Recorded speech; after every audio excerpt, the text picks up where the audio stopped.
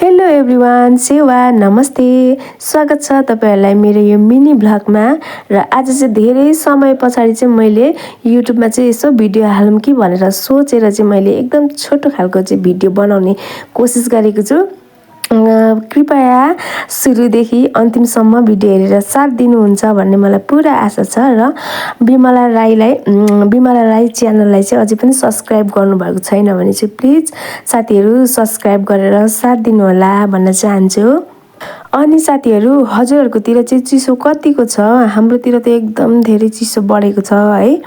अनि चिसोको मौसममा बिहान खानासाना खायो अनि दिनभरि के गर्ने त भन्दाखेरि चाहिँ यसो फुलहरूले घर पनि सजिने है अनि टाइम पास पनि हुने भनेर चाहिँ म चाहिँ एकदम आज चाहिँ फुल रोप्न लागिरहेको छु।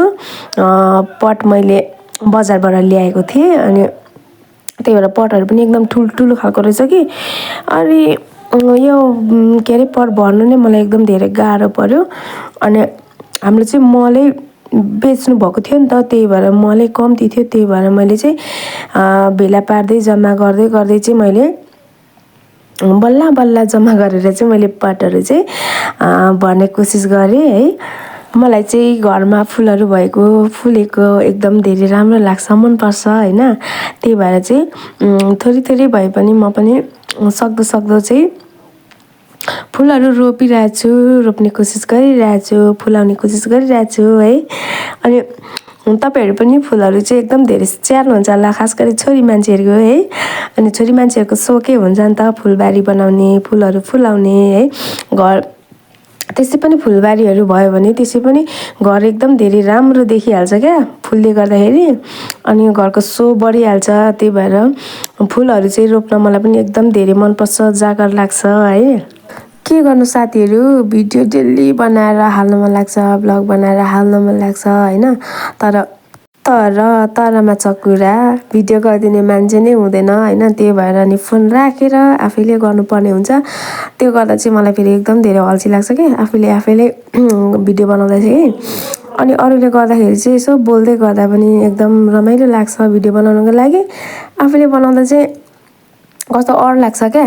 त्यही भएर चाहिँ अनि भोइस कभरै गर्छु भनेर सोचेर चाहिँ मैले भिडियो मात्र गरेर चाहिँ भोइस कभर गरेँ। फेरि मलाई चाहिँ के सिरियली भिडियो बनाउँदै बोल्दाखेरि चाहिँ एकदम धेरै मनपर्छ, के अरे राम्रो लाग्छ, बोल्न पनि आउँछ होइन। यो भिडियो गरिसकेर पछिबाट चाहिँ भोइस कभर गर्नु पर्दाखेरि चाहिँ यस्तो अड लाग्छ कि मलाई बोल्नै आउँदैन क्या, के बोलौँ भन्ने हुन्छ होइन। मैले चाहिँ पटहरू चाहिँ भरिसकेँ।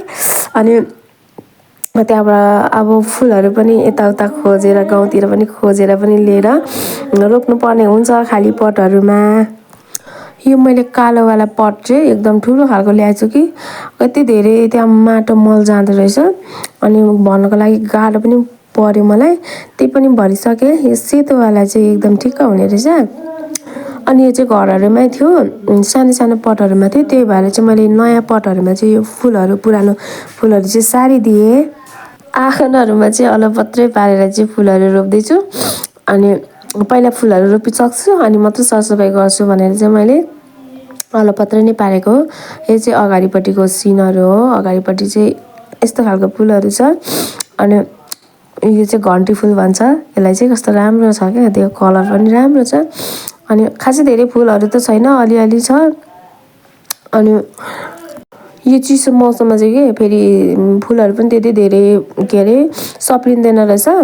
अनि कसक्क परेको जस्तो हुन्छ कि जति रोपे पनि, मल लाए पनि, पानी लाए पनि चिसोले गर्दा होला सायद। अनि त्यही पनि भएको र नभएको त फरक हुन्छ नि त। अनि त्यही भएर त्यस्तै भए पनि फुलहरू रोप्ने चाहिँ प्रयास गर्दैछु, सबै अलपत्र पारेर। बल्ल मैले चाहिँ फुलहरू रोपिसकेँ। अनि अब सरसफाइतिर चाहिँ लागेँ। घरको एरिया वरिपरि एकदम ठुलो भएको कारणले चाहिँ मलाई एकदम धेरै गाह्रो हुन्छ क्या वरिपरि बढाल्दाखेरि। अनि तल्लो साइड, पछाडि साइड, माथिल्लो साइड, अगाडि बढाल्दाखेरि यति बढालिसक्दाखेरि आधा घन्टाभन्दा धेरै टाइम लाग्छ मलाई।